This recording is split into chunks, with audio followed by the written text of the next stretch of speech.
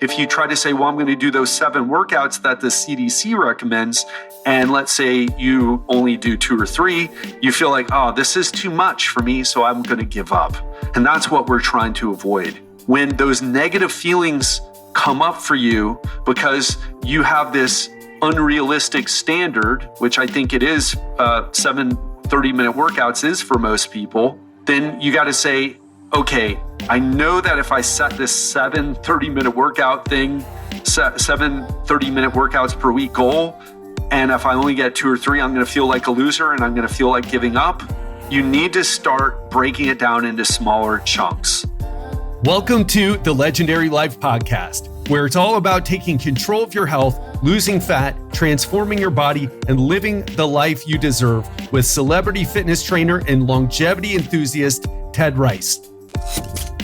Welcome back to another Ask Ted episode. And today we're going to be addressing the question, what is the best exercise for an executive with a busy schedule? What is the minimum activity I need to do to reduce stress and improve performance at work? So that's what we're going to get into today. If you want to hear the answer to this question and you've wondered what is the minimum amount that you need to do to perform and feel your best at work, well, that's what today's Ask Ted episode is all about. What is up, my friend, and welcome back to the show. I'm your host, Ted Rice, coach to executives, entrepreneurs, and other busy professionals. And this is such an interesting question. And I'm going to twist it around a little bit because the first thing I want to ask you is, what is your goal? And what do I mean by that?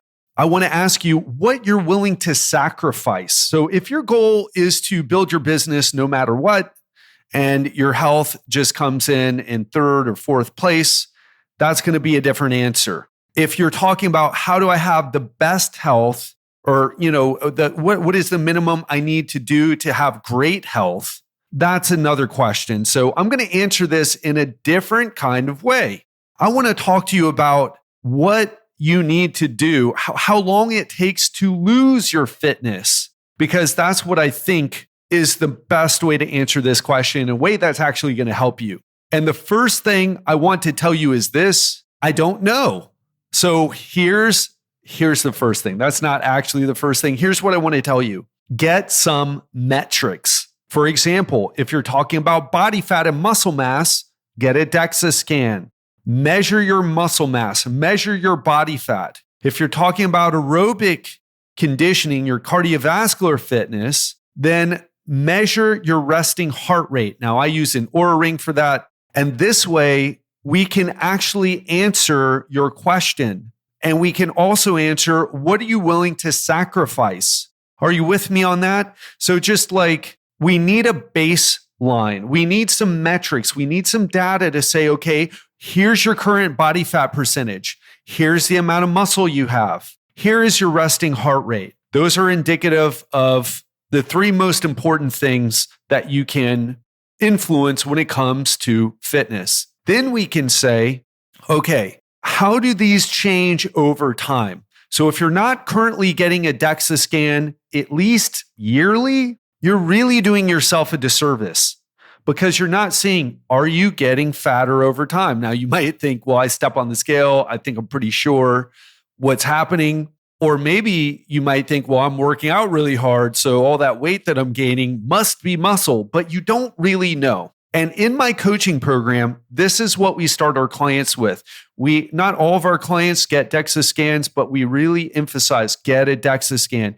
This is going to tell you what you need to know. It's going to provide some metrics. And just like if you're an executive running a business or you're an entrepreneur running your own business, or both, knowing the numbers is the key to taking action. For example, if you're losing money, then it's like, what is the least amount of work that I need to do to not lose money? Well, we're going to have to figure that out. And the answer might be different. So let's be results oriented. In fact, when I worked with a financial advisor client of mine, Jeff, shout out to you if you're listening, Jeff, he said one of the best things I took away from working with you, Ted, was being results oriented. In other words, you have to use data to make good decisions. Are we all in agreement there? Now that I've belabored that point, let's move on. When it comes to losing or building fitness, let me tell you like this. It's a use it or lose it phenomenon. Use it or you lose it. That goes with muscle mass. That goes with cardiovascular fitness as well. So here's a couple of things that we know. Let's say you're in good shape, you're running all the time, or I don't run, I do elliptical, ride bikes, scuba dive, etc. How long does it take to experience a significant loss of cardiovascular fitness? And the answer there is about 1 to 2 weeks.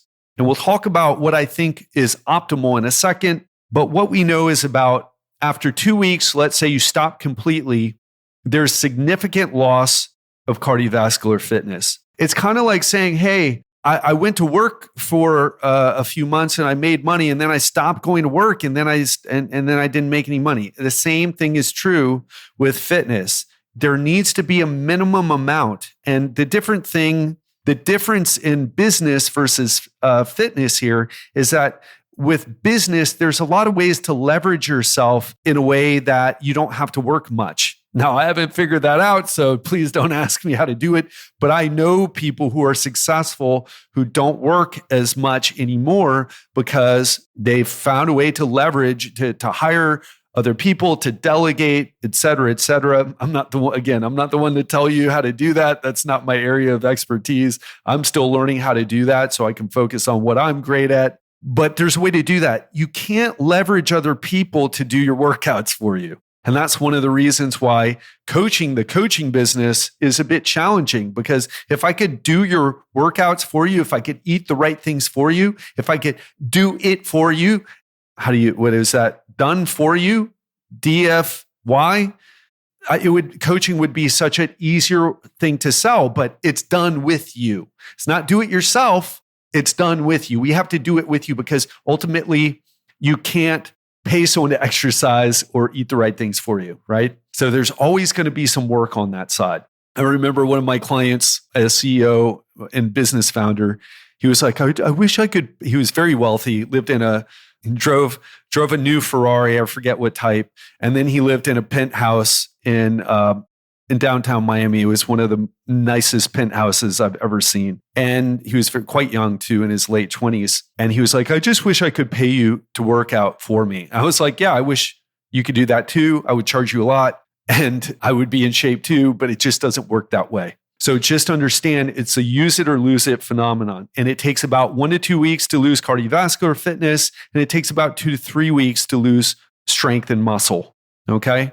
So we have to maintain with some regular activity. And when we're talking about this, I can't give you specifics because it's not quite clear, but I will do my best here.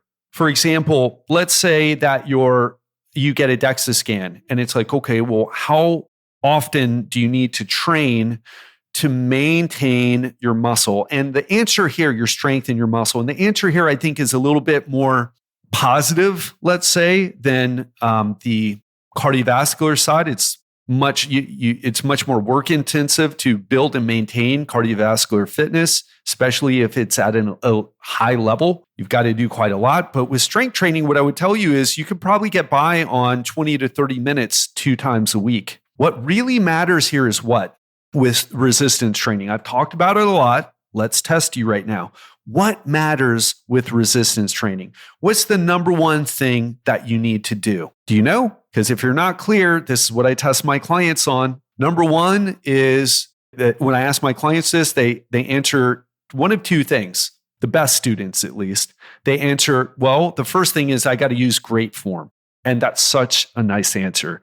Great form is extremely important. And the second answer is I have to take each set to or close to muscular failure, to that point where, let's say you're doing a bicep curl, and to do another one, you'd have to throw your body around. You'd have to move your body. You couldn't do it strictly. You would have to use some body English, is what they used to call it. I don't know what people are calling it. Some momentum. So that's the thing that you have to do. And if you do that for each muscle group, your legs, your pushing muscles, your pulling muscles, you're going to maintain some muscle. But here's the thing, it also depends on how much resistance training you're currently doing. I'll give you an example. I went from training in the gym when I was in Lisbon, Portugal, and I moved to a new Airbnb, and I decided, you know what, I'm not going to join a gym because I only have 3 weeks left here. So I'm just going to skip it. I'll work out at home. So I did that. And I had a much better routine in the gym. And as a result, I lost some size in my arms. My arms shrunk. And I asked someone, they were like, they told me, your arms look a lot different. Now, I didn't measure it, but she's really into that type of stuff and has a good eye for it. She's like, your arms aren't quite as big. And I could feel there was a difference in the tightness of my shirt sleeves.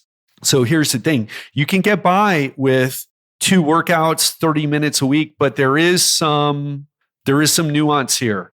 If you were in the gym for, let's say, as much as I am, an hour, let's say 45 minutes, 4 times a week, and you go to 2 times a week and for only 30 minutes or 20 minutes, you're going to lose some no matter what. Because again, it's a use it or lose it phenomenon. But I will tell you this, it's that first set that matters most. So if you can get yourself to do 1 set of pushing, pulling, and legs, that's going to take you maybe 10 minutes or less, and you're not going to shrink away to nothingness.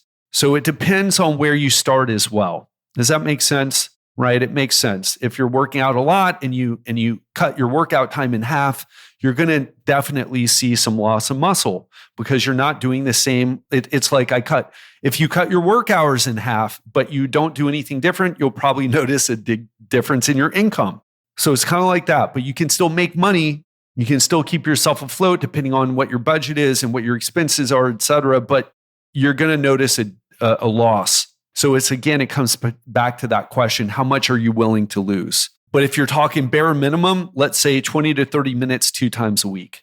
Now, what about cardiovascular fitness? This gets a little trickier because if you're not spending three times a week in the gym for at least, let's say 45 minutes, you're going to lose some cardiovascular fitness. And you're going to lose over time. You're not going to feel or perform your best. You're not going to have the same level of endurance that you would if you've been doing it 3 times a week. So 2 or 3 times a week is what you'll need to, let's say, maintain a decent level. But if you want to build, it's even more. And so what I want to tell you, what I hope you're taking away from this isn't like a prescription here, but the big takeaways I hope you're taking, that you're learning right now is that, first of all, I need some metrics. I need to measure I need to get a DEXA scan to measure my body fat, to measure my muscle mass, and I need some way of measuring my resting heart rate. So what I do for resting heart rate is I use an Oura Ring, but a lot of my clients, they use Apple Watches, and that's fine too, or Garmin watches. But it's something that if you're over 40, which most of my clients are, it's worth tracking these metrics, your body fat percentage, your lean mass, and your resting heart rate. And then you have to track them over time and ask yourself, well, how much are you willing to lose? Another thing that gets complicated here is that the amount of sleep that you get will also cause you to lose muscle over time. So if you're sleeping less than 5 hours or less, you're going to lose muscle over time, especially if you're not spending a lot of time in the gym. So that's another factor. And then also stress can influence this as well. So folks, there's no good minimum for everybody unless we want to use the CDC activity guidelines. What I'm giving you is more like and I'm looking them up now, but I want to tell you what the guidelines here are. So it's 150 minutes of moderate intensity physical activity and 2 days of muscle strengthening activity. Okay. That is the minimum. That is not like, hey, you're going to be in awesome shape. You may be in awesome shape for an American if you do that, but we're talking like, what we're talking about 30 minutes 5 days a week and 2 resistance workouts on top of that. That's what the government is telling you to do, okay? And the government, let me tell you, has some pretty low standards, right? But that's what the CDC recommends. I'm recommending a little bit less because I talk to clients all the time. And here's what I would tell you. The thing here is that you have to understand like what you're willing to sacrifice.